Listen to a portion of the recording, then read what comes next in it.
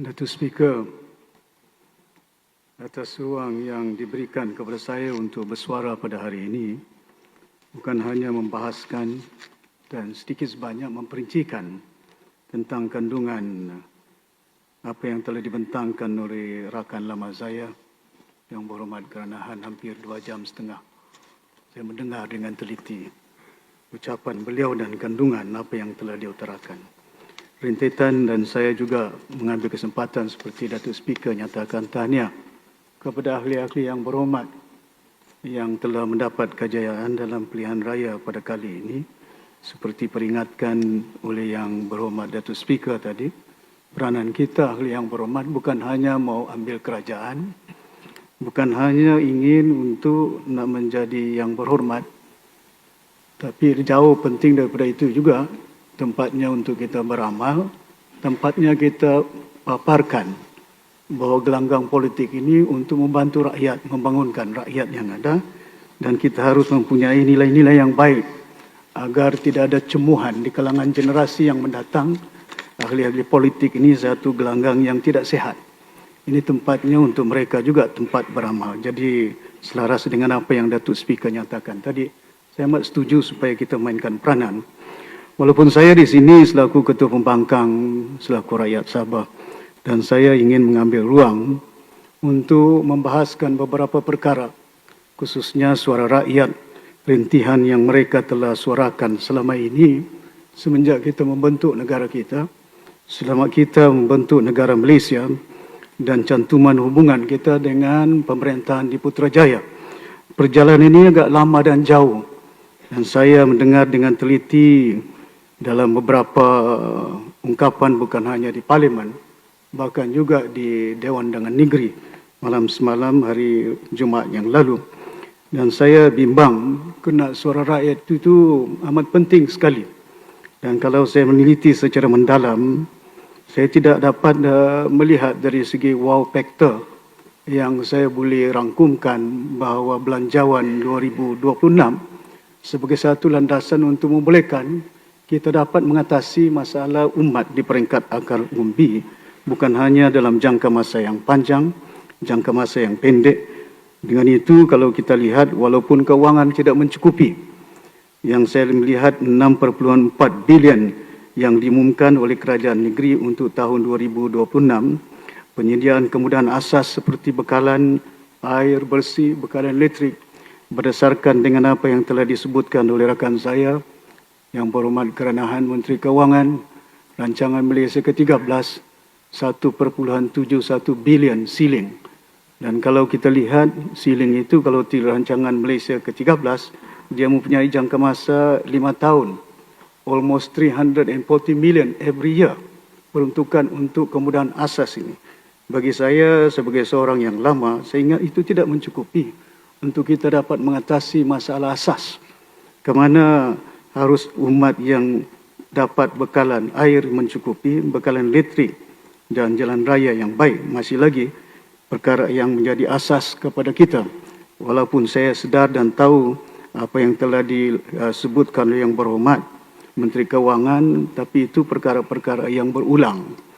Dan saya ingin bertanya kepada rakan saya yang berhormat Menteri Keuangan, ada beberapa projek yang telah pun disebut berulang, sama ada ianya yang dia siap dah, menyatakan yang siap dan ketirisan, dan masalah yang sedang dihadapi sama ada ianya projek membabitkan kerajaan persekutuan, bahkan juga peringkat kerajaan negeri yang ada kena ada grant peruntukan daripada kerajaan persekutuan dan juga kerajaan negeri untuk membolehkan supaya kemudahan asas, contohnya bekalan elektrik yang ada subsidi daripada SCSB dari TNB dahulu, dan di samping itu juga kemudahan bekalan elektrik ada grant yang diberikan, termasuk juga grant untuk jalan raya yang ada daripada pihak persekutuan yang ada.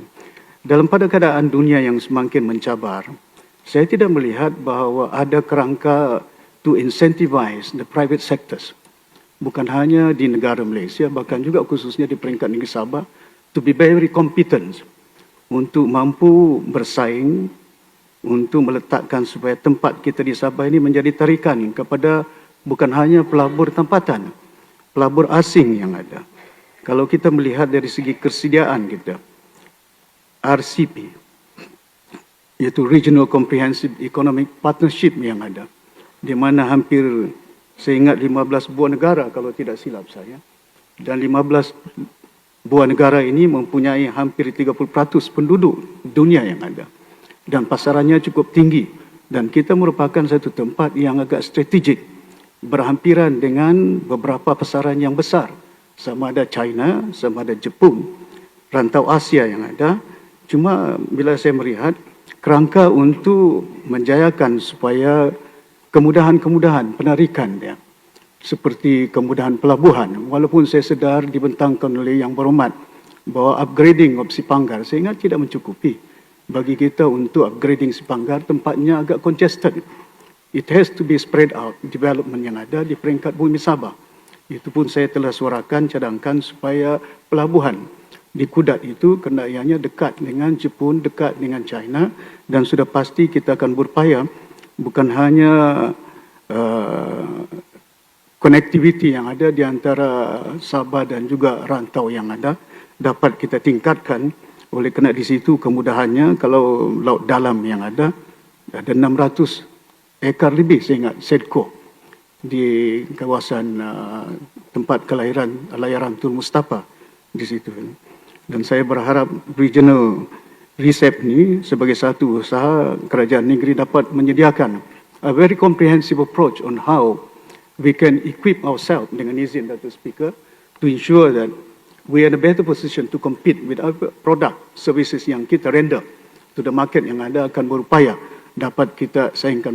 Kalau kita contohnya dengan hanya regional comprehensive approach yang ada, dan kita sediakan kemudahan, bukan hanya kereta api daripada Putatan sampai ke Sipanggar, tapi kita perlu sediakan, we must have a bold decision, mesti ada tindakan yang berani kepada kerajaan negeri untuk memastikan kesediaan. Saya tahu kewangan terbatas, tapi saya tahu bagaimana untuk melaksanakan perkara ini dapat kita realisasikan.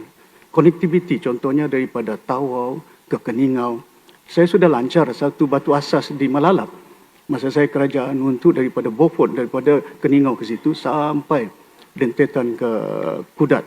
Untuk ada connectivity produk-produk, contohnya kalau kita tidak boleh bergantung dengan hanya komoditi minyak saja hasil negeri kita.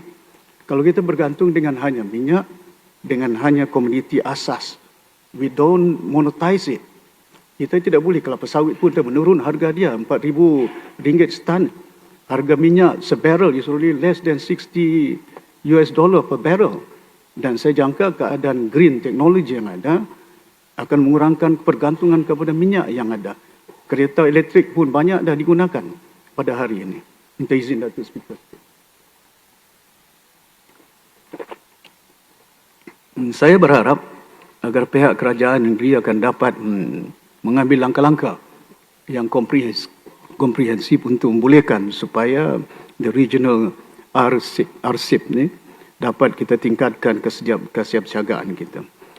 Seperkara lagi yang saya nak sentuh mengenai dengan asas, iaitu pendidikan. Anak-anak UMS ada di sini.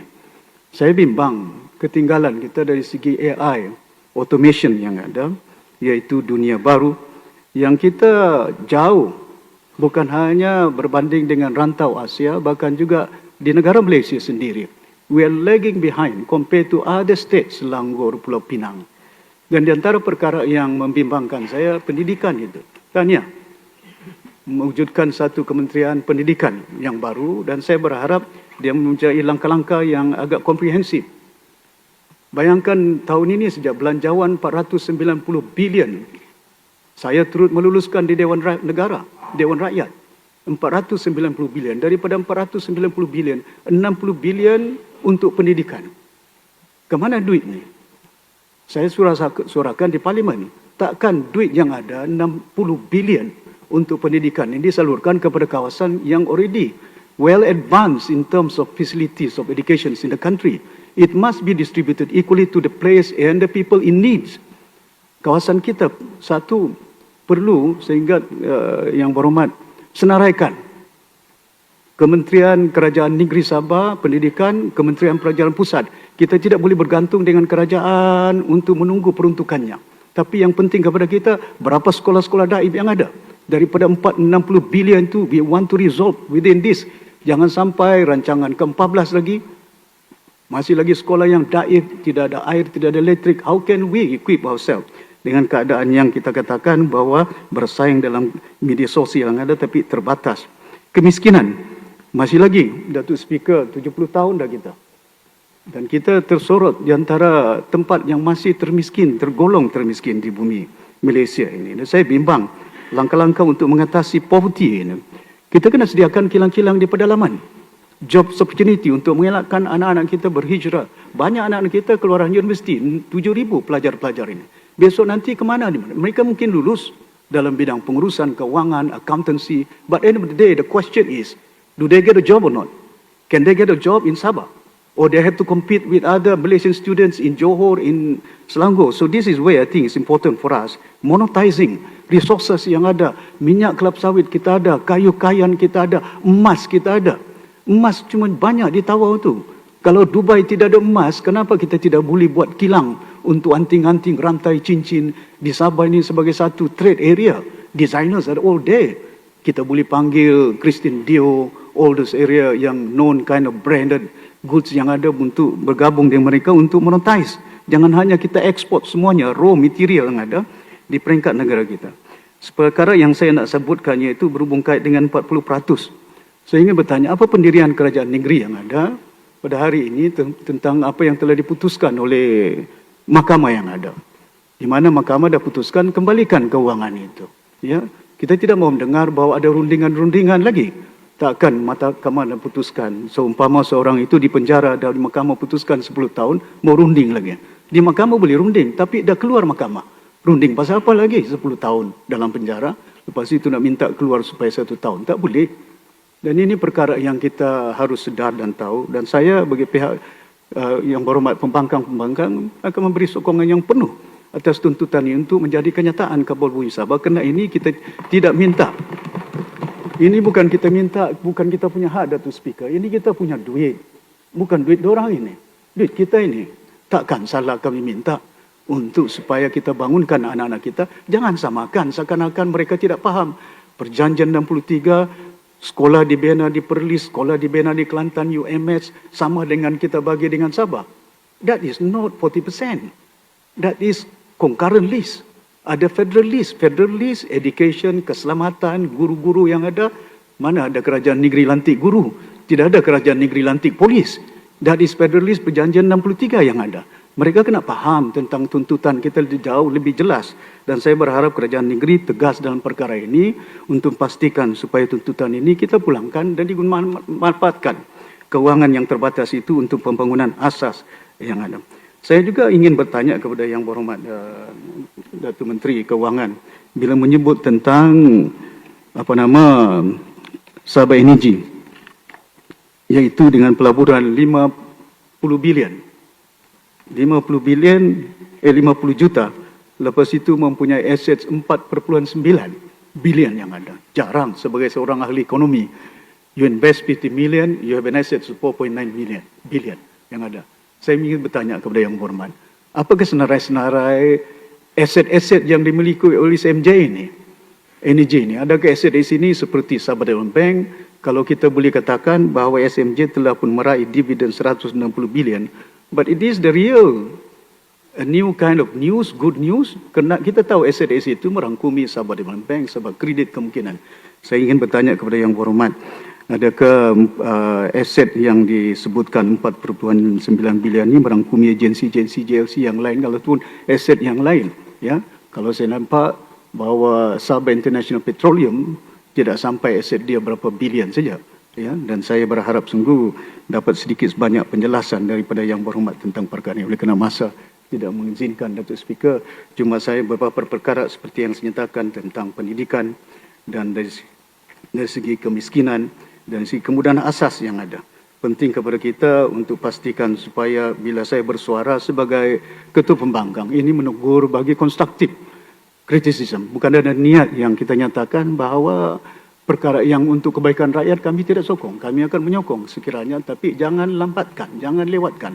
Saya tidak mahu nanti ketirisan kewangan, saya tidak mahu nanti suara berbunyi rasuah berlaku di mana tempat. Kita perlu ambil tindakan tegas tentang perkara ini kalau kita nak selamatkan anak-anak muda kita. Generasi yang ada. Datuk Speaker, saya mengucapkan terima kasih oleh kerana masa tak mengizinkan. Seperkara yang saya sebutkan lagi satu, Datuk Speaker, dengan izin, iaitu cukai. Taxes yang ada. Dan ini private sector dah banyak berjumpa dengan saya. Mereka berhadapan dengan berbagai masalah. Bukan hanya di negara Malaysia, di Sabah juga. It is very redundant. Dia tak incentivize. Kena cukai, it is very regressive. Not progressive kind of approach. Where we incentivize. Kita mau cukai. Kena kita, negara kita bergantung 300 bilion. 200 bilion lebih daripada hasil cukai yang itu saya faham. Tapi terkadang ini membimbangkan saya. Mereka mempunyai target. LHDN, target dia berapa ratus bilion yang ada. Beyond that, they incentivize. They give more extra money. Masa saya dalam kabinet dahulu, I think this is not a good incentive for him. Apa yang penting kepada kita, adakah cukai ini kita dapat selaraskan supaya jangan lagi oleh kerana ada minimum wages yang ada, 1,700 yang ada. Ini membebankan usahawan-usahawan yang ada, invoice yang ada, very tedious job. Kerja untuk mengisi borang-borang ini cukup. Lepas itu dijanjikan, you pay your tax first, then we give you another return on the tax. Kadang-kadang mengambil masa sampai 5 tahun, 10 tahun. Saya berharap kerajaan negeri dapat memperincikan perkara ini, bukan hanya cukai yang diletakkan oleh kerajaan negeri yang ada. Cukai kadang-kadang ada macam tourism sector yang ada. Di kawasan saya, bilik dicukai RM10, kosong pun kena ada cukai dia, contohnya. Tapi macam mana keadaan ini dapat menggalakkan? Di samping itu juga saya minta kepada kerajaan negeri dalam sektor pelancongan. It's a seasonal. Ada setengah tempat April, June, Chinese tourist, Korean tourist will come over. Tapi 4, 6, 5 bulan empty, tidak ada. Lahirkanlah event-event, festive season ataupun kegiatan-kegiatan untuk mengisi ruang yang kosong. Untuk memulihkan supaya pelancong bukan hanya daripada luar, bahkan juga pelancong daripada dalam. Untuk memastikan supaya kita dapat tingkatkan pendapatan hasil pelancongan di bumi Sabah ini. Datuk Speaker, terima kasih banyak atas ruang yang diberikan kepada saya untuk membahaskan rang undang-undang belanjawan pada hari ini. Terima kasih. Terima kasih Yang Berhormat Sinalang. Sekarang saya persilakan